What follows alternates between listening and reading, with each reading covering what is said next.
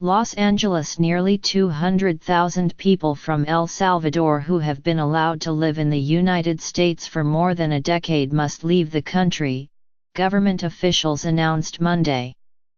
It is the Trump administration's latest reversal of years of immigration policies and one of the most consequential to date. Homeland Security officials said that they were ending a humanitarian program, known as Temporary Protected Status, for Salvadorans who have been allowed to live and work legally in the United States since a pair of devastating earthquakes struck their country in 2001. Salvadorans were by far the largest group of foreigners benefiting from temporary protected status, which shielded them from deportation if they had arrived in the United States illegally. The decision came just weeks after more than 45,000 Haitians lost protections granted after Haiti's 2010 earthquake, and it suggested that others in the program, namely Hondurans, may soon lose them as well. Nicaraguans lost their protections last year. Immigrant advocates and the El Salvadoran government had pleaded for the United States to extend the program, as it has several times since 2001. A sense of dread gripped Salvadorans and their employers in California, Texas, Virginia, and elsewhere. We had hoped that if we worked hard, paid our taxes and didn't get in trouble we would be allowed to stay, said Veronica Lagunas, 39, a Salvadoran who works overnight cleaning offices in Los Angeles, has 2 children born in the United States and owns a mobile home. But the Trump administration has been committed to reining in both legal and illegal immigration, most notably by ending protections for 800,000 young undocumented immigrants, known as Dreamers, beginning in March unless Congress grants them legal status before then. And despite its name, the administration says, the Temporary Protected Status Program, known as TPS, had turned into a quasi-permanent benefit for hundreds of thousands of people. The Department of Homeland Security said that because damaged roads, schools, hospitals, homes, and water systems had been reconstructed since the earthquakes, the Salvadorans no longer belonged in the program based on careful consideration of available information, the department said in a statement. The secretary determined that the original conditions caused by the 2001 earthquakes no longer exist. Thus, under the applicable statute, the current TPS designation must be terminated. The ending of protection for Salvadorans, Haitians, and Nicaraguans leaves fewer than 100,000 people in the program, which was signed into law by President George Bush in 1990. It provides temporary lawful status and work authorization to people already in the United States, whether they entered legally or not, from countries affected by armed conflict, natural disaster, or other strife. The Homeland Security Secretary decides when a country merits the designation and can renew it for 6, 12, or 18 months. There is no limit to the number of extensions a country can receive. Countries that have received and then lost the designation in the past include Bosnia and Herzegovina, which endured a civil war in the 1990s, and Guinea, Sierra Leone, and Liberia during the Ebola crisis. El Salvador was one of the first countries in the program because of its civil war. That designation expired in 1994.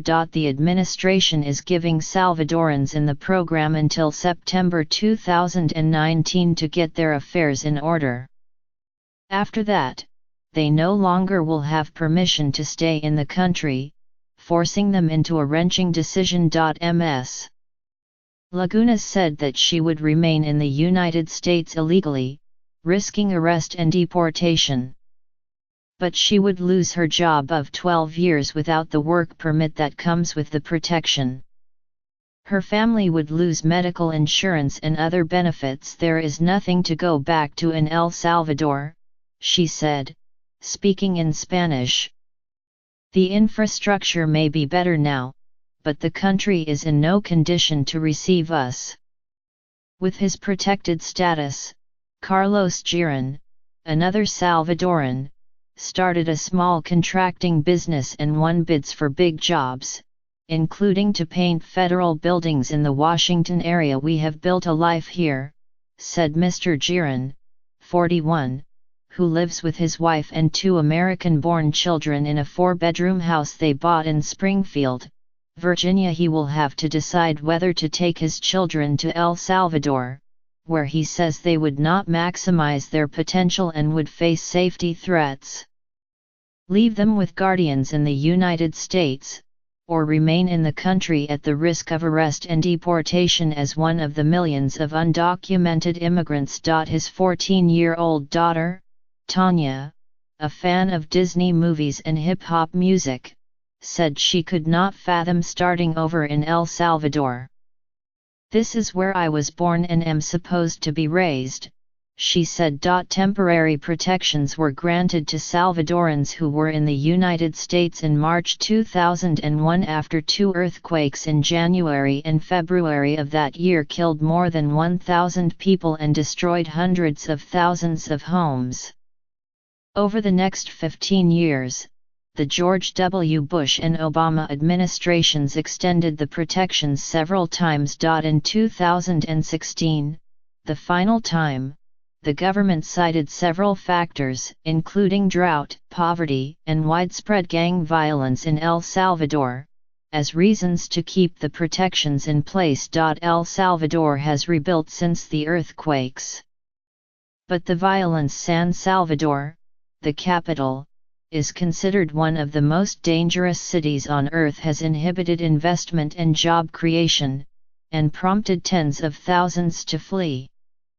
The country's economy experienced the slowest growth of any in Central America in 2016, according to the World Bank. But officials in the Trump administration say the only criteria the government should consider is whether the original reason for the designation, in this case, damage from the earthquakes, still exists. Some lawmakers have introduced legislation to enable people with temporary protection to remain in the United States permanently.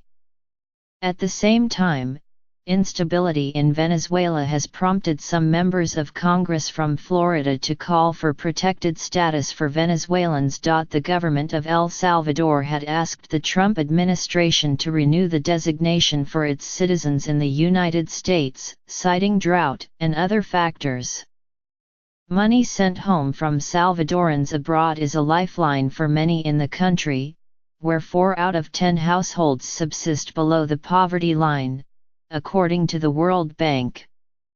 In 2016, the $4.6 billion remitted from abroad, mostly from the United States, accounted for 17% of the country's economy. El Salvador's president, Salvador Sanchez Cerén, spoke by phone with Kirstjen Nielsen, the Homeland Security Secretary, on Friday to make one last plea.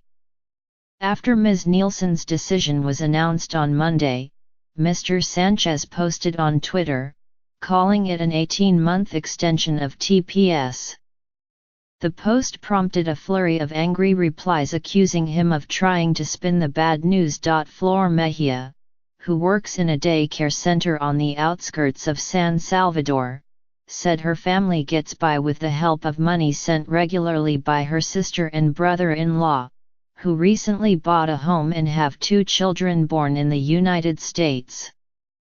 Her parents live in Chalatenango, a rural province in the northern part of the country, and are subsistence farmers, growing corn and beans for the family's food supply. It's going to be very difficult for my parents, not having this income anymore, Ms. Mejia said. The United States Chamber of Commerce and immigrant advocacy organizations also had urged the administration to extend the protection, noting the Salvadorans' deep connections to America.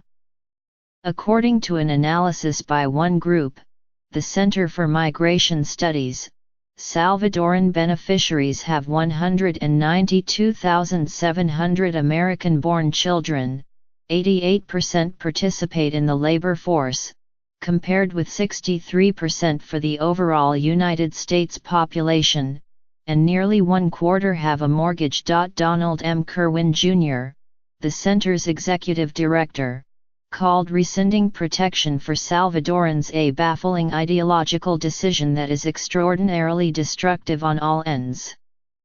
They are deeply vested and embedded in the U.S. In Houston, the elimination of protected status would aggravate a labor shortage already delaying repairs after Hurricane Harvey, said Stan Merak, the chief executive of Merak Brothers, a large construction company with offices across Texas and in Atlanta. At least 29 Salvadorans on his payroll are program recipients during hurricane recovery. I especially need those men, Mr. Merak said. If they lose their status, I have to terminate them. But Mark Krikorian, executive director of the Center for Immigration Studies, which favors restrictions on immigration, said the Trump administration was correctly abiding by the original intent of the program. We need to put the T back into T.P.S, he said.